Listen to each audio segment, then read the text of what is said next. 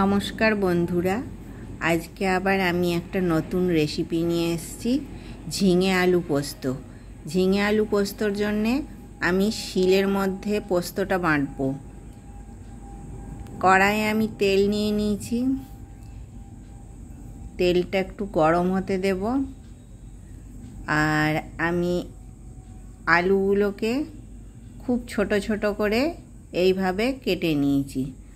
ছোট ছোট করে আলু আর ঝিঙে যদি কেটে নেওয়া হয় তার টেস্টটা খুব বেড়ে যায়। তাহলে আমি দেখালাম। এবার তেলটা আমার গরম হয়ে গেছে, তেলের ওপর আমি শুকনো লঙ্কা ফোড়ন দেবো একটা। শুকনো লঙ্কাটা একটু হয়ে আসবে তখন আমি একটু বেশি পরিমাণে পেঁয়াজ দেব। পেঁয়াজটা একটু লাল লাল হয়ে আসবে। এবারে আলু দেব আমি। আলুটা দিয়ে একবার নেড়ে চেড়ে নেব। নেড়ে চেড়ে নিয়েই আমি ঝিঙেটা দিয়ে দেব। এবারে আমি ঝিঙেটাও দিয়ে দিচ্ছি। ঝিঙেটা দিয়ে আবার দুটোকে একসঙ্গে ভালো করে নাড়াচাড়া করে নেব।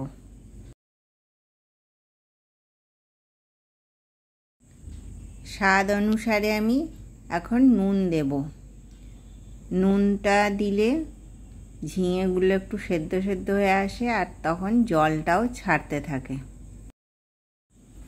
এবারে এর মধ্যে খুব সামান্য আমি হলুদ দেব। আর এর মধ্যে যারা ইচ্ছা না হবে হলুদ নাও দিতে পারেন। অনেকেই হলুদ দিতে চায় না, তারা হলুদ দেবেন না। তারপরে আবার আমি ভালো করে নেড়ে নেব। এবারে জল দেব আমি। আলু আর ঝিঙেটা সেদ্ধ হওয়ার জন্যে জল দেব। এর মধ্যে বেশ কিছু কাঁচা লঙ্কা আমি ফাটিয়ে দিয়ে দেব। ওদিকে আমি পোস্ততেও অনেকগুলো লঙ্কা বেটেছি। ঝিঙে আলু পোস্ত সর্বদা একটু ঝাল ঝাল খেতে ভালো লাগে, সেই জন্যে বেশ কিছু লঙ্কা দিয়ে দিলাম। এবারে আমি ওটা ঢাকা দেব।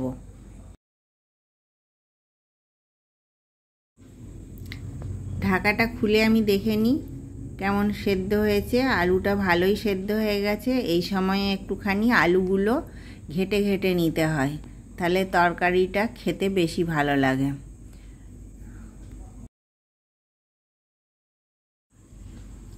পোস্ত দেব এবারে আমি। এই যে কাঁচা লঙ্কা আর পোস্তটা শিলে বেটে রেখেছি আমি, পোস্ত আমি দিয়ে দিচ্ছি এবারে।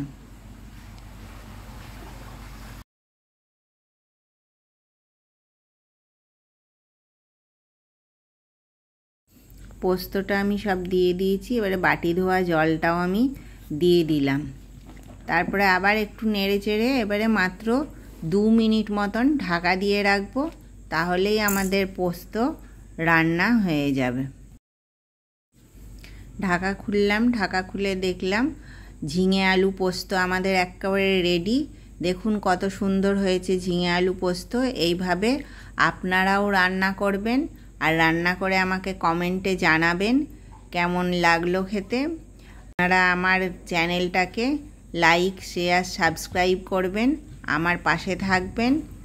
নমস্কার।